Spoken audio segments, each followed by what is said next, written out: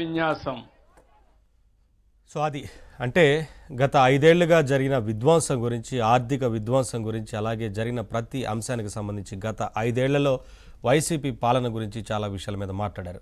వీటన్నిటికి సంబంధించి మాట్లాడదాం. సుబ్బారావు గారు విన్నారు కదా, అంటే ఏ రకంగా వైసీపీ వ్యవహరించింది గత 5 ఏళ్లుగానిది. ముఖ్యంగా ఆర్థిక విధ్వంసం అంశం గురించి కూడా మాట్లాడారు. ఆర్థిక విధ్వంసం సృష్టించింది వైసీపీ అనేది ఒక విషయాన్ని చెప్తా ఉన్నారు. అందుకని ఇప్పుడిప్పుడే రాష్ట్రం గాడిన పడుతోందనే మాట చెప్తా ఉన్నారు. సో ఏంటి సార్, మీరే ఎలా రెస్పాండ్ అవుతారు, ఏం చెప్తారు?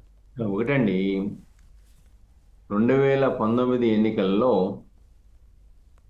ముందు వివేకానంద రెడ్డి గారి హత్య, ముందది గుండెపోటు, తర్వాత అది గొడ్డలపోటు, తర్వాత మరుసటి రోజు పత్రికల్లో నారాసుర రక్త చరిత్ర, చంద్రబాబు నాయుడు గారి చేతిలో కత్తి, రక్తం. దానికి ముందు ఎప్పుడైతే ఆ సాక్షి పత్రికలో నారాసుర రక్త చరిత్ర రాశారో ఇమ్మీడియట్ గా గ్యాగ్ ఆర్డర్ తెచ్చుకున్నాడు. దాని మీద ఎవ్వరు మాట్లాడడానికి వీల్లేదని. ఈయనైతే ప్రచారం చేశాడు, నింద వేసేశాడు, గ్యాగ్ ఆర్డర్ తెచ్చుకున్నాడు. తర్వాత సిబిఐ విచారణ వేయాలని చెప్పాడు, పిటిషన్ దాఖలు చేశాడు. సరే, ఈయన గెలిచిన తర్వాత సిబిఐ విచారణ వద్దు, ఏం వద్దు, అంతా నేను తేల్చుకుంటా అని చెప్పేసి ముద్దాయిని సపోర్ట్ చేయడం కదా అడ్డు వస్తుందని చెప్పేసి ప్రయత్నం చేశాడు. కానీ సునీతారెడ్డి గారు యథావిధిగా కొనసాగుతుందో సిబిఐ విచారణ జరపాలని చెప్పేసి ఆ న్యాయస్థానం ఇచ్చిన ఆదేశాల ప్రకారం సిబిఐ విచారణ జరిగింది. అది నారాసుర రక్త చరిత్ర కాదురా బాబు, అది జగనాసుర రక్త చరిత్ర. మీరు రాజకీయ ఆధిపత్యం కోసం ఒక కుట్రపూరితంగా పనిచేసి మీరు హత్య చేసి పరాయి వాళ్ళ మీద వేయడానికి ప్రయత్నం చేశారని సిబిఐ నిర్ధారించింది అనుకోండి. అది ఒక భాగం. అంటే శవ రాజకీయాలు ఆనాడు ఏం చెప్పారు? నా తాతని చంపారు, నా తండ్రిని చంపారు, నా బాబాయిని చంపారు, నన్ను చంపడానికి ప్రయత్నం చేశారని కోడికత్తి సీన్ను కూడా రాజకీయాల్లో ఉపయోగించుకొని ప్రజల్ని నిజమేనే నమ్మించి, చంద్రబాబు నాయుడు గారు అన్నారు, నేనే అన్నింటినీ క్షుణ్ణంగా పరిశీలిస్తాను, కానీ నేను కూడా నమ్మే విధంగా చేశాడు అని చెప్పేసి ఏదైతే అన్నారో ఆ విధంగా ప్రజలు నమ్మించాడు. అధికారంలోకి వచ్చారు. అధికారంలోకి వచ్చిన తర్వాత ఆయన చేసినటువంటి స్టార్టింగ్ నుంచే విధ్వంసం ప్రారంభమైంది. భావ వ్యక్తీకరణ స్వేచ్ఛను హరించి వేయటమైంది. స్టేట్ స్పాన్సర్ టెర్రరిజాన్ని కొనసాగించారు. అరిసిన వాళ్ళ మీద నిర్బంధకాండ, నియంత విధానాలు, ఇష్టానుసారం హౌస్ అరెస్టులు, టీచర్లను సైతం ఆందోళన చేస్తామంటే కుదరదు, మీకు ఆ హక్కు లేదని చెప్పేసి హౌస్ అరెస్టులు చేసిన సంఘటన మనం చూసాం. దానిలో భాగమే అమరావతి 33,000 ఎకరాలకు పైగా ఈ రాష్ట్ర ప్రభుత్వానికి, ఈ రాష్ట్ర ప్రజలకి దారాదత్తం చేసిన తెగదన్లు అమరావతి మహిళలు. అటువంటి అమరావతి మహిళల మీద గ్రామాల్లో కవాతులు నిర్వహించారు. అమరావతి మహిళలను పెయిడ్ ఆర్టిస్టులు అన్నారు. అమరావతి మహిళలను అసభ్యంగా చిత్రీకరించారు.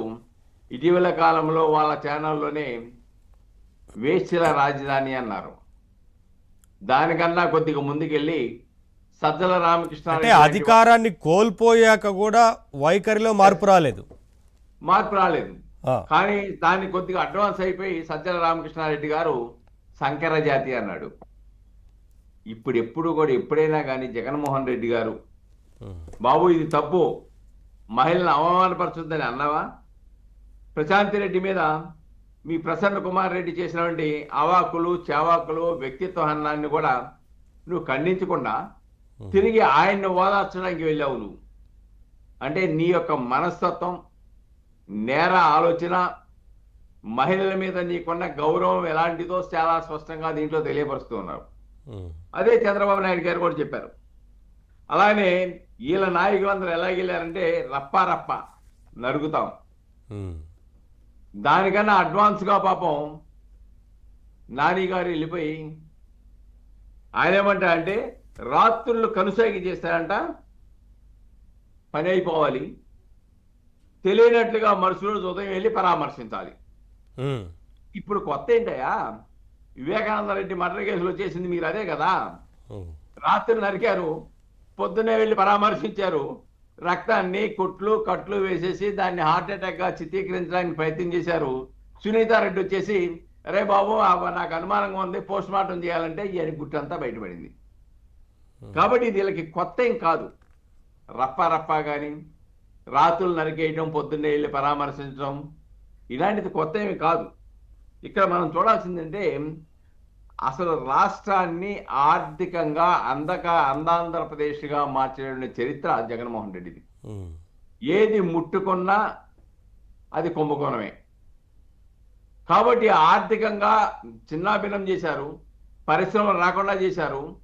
అలానే అమరావతిని, పోలవరం, లేకుండా విశాఖపట్నం ఉక్కు ఫ్యాక్టరీ లాంటి వాటిని చిన్నాభిన్నం చేసి ధ్వంసం చేశారు.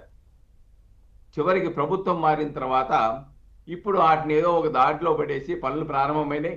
ఈ రాష్ట్రం కేంద్రం నుంచి కొంత నిధులు ఇవ్వడంతో ఈ రాష్ట్రం యొక్క కొన్ని అభివృద్ధి పథకాలు, అలానే సూపర్ 6లో కొన్ని సంక్షేమ పథకాలు అమలు చేస్తూ ఉన్నారు. ఇక్కడ మనం అయినప్పటికీ, అధికారం కోల్పోయినప్పటికీ వాళ్ళ యొక్క ప్రకటనలు విచ్చలవిడితనం, హింసా రాజకీయాలు. సరే సార్, చాలా విషయాల గురించి మీరు చెప్పినట్లుగా చాలా విషయాల గురించి ప్రస్తావించారు. నేను ఒక్కొక్కటిగా మనం డిస్కస్ చేద్దాం. ఒకసారి నేను రవికిరణ్ గారితో మాట్లాడతాను.